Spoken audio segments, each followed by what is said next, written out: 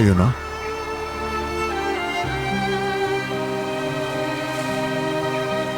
कबाड़ का ये ढेर सिर्फ कबाड़ ही नहीं है।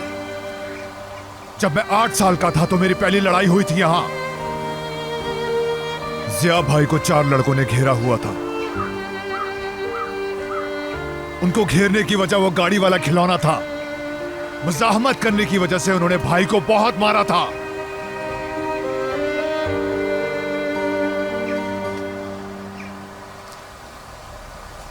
तुम जानती भी हो पसलियां कैसे टूटती हैं। पसलियों के टूटने से पूरा जिस्म कैसे तब्दील हो जाता है। सख्त चट्टान से कैसे कमजोर पत्थर में तब्दील हो जाता है। भाई को खून में लथपथ पड़ा देखकर मैं रोना चाहता था,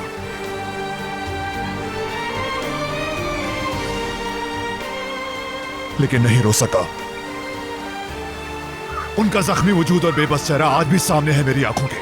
किसी ने नहीं बचाया उन्हें, क्योंकि उनको बचाने के लिए मेरे सिवा कोई था ही नहीं वहां। जब आपका भाई बाबा के बजाय आपको मदद के लिए पुकारे तो आप बगैर किसी हिचकिचाहट के लड़ाई में कूद पड़ते हैं। अपने नॉर्मल बचपन की निशानी वो लकड़ी की कार को बचाने के लिए आप पसलियां तोड़वाने का खतरा भी मोल ले लेते हैं।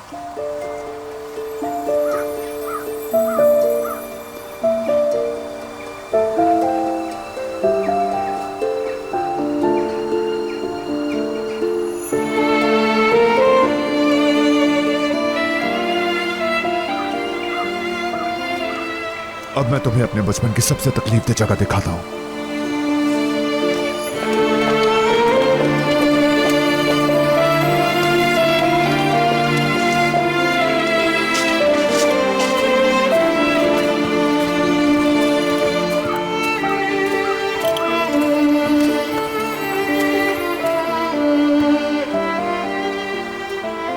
देखो ये जगह।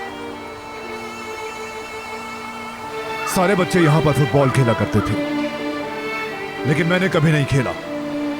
जिंदगी ने मुझे मौका ही नहीं दिया, क्योंकि मुकद्दर में गोली खाना जो था।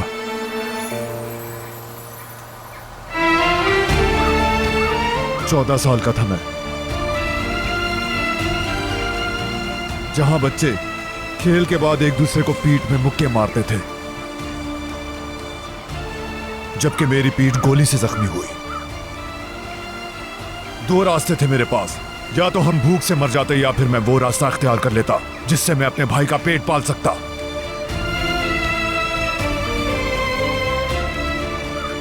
मैंने अपने लिए कुछ नहीं किया, कभी नहीं। जो कुछ किया मैंने, जो फैसला मैंने उस दिन किया, वो सिर्फ उनकी भलाई के लिए था। मैं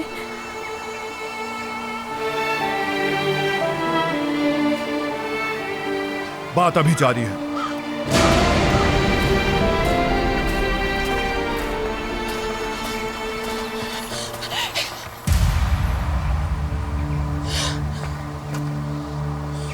उस दिन किसी ने मुझे इस तरह रोका नहीं था। इस पहाड़ी से नीचे फिसलता गया क्योंकि मेरे आसपास कोई ना था। वो व्यापारी हुल्की मुझे काम नहीं करने देता था, मुझे मार्केट में स्टॉल नहीं लगाने देता था। फिर भी मैं रोजाना जिद करके मार्केट जाता था। वो मुझे बाजू से पकड़कर हर बार यहां से नीचे फेंक देता था।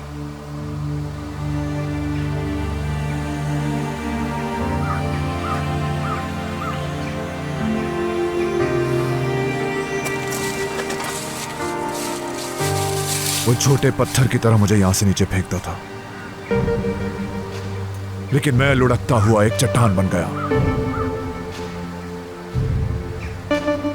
मालूम हुआ कौन है असल यमान। उसका नॉर्मल बचपन देख लिया तुमने। इन सब चीजों ने मुझे वो बनाया जो मैं आज हूं। ये खाई, वो खाली मैदान और वो कबाड़ खाना, गोलियां, मार कुटाई, गर्द, मिट्टी और गुर्बत था मेरा नॉर्मल बचपन। अब तुम कहती हो मुझसे कि तुम बदल गए हो यमान। मैं बदला नहीं।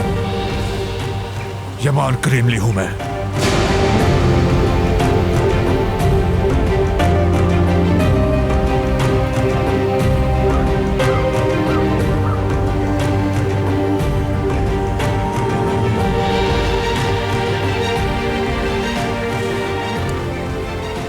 इसके पीछे कुछ और है। जो कुछ तुमने दिखाया मुझे, बताया मुझे, उस सब के पीछे बात कुछ और है जो नहीं कही तुमने।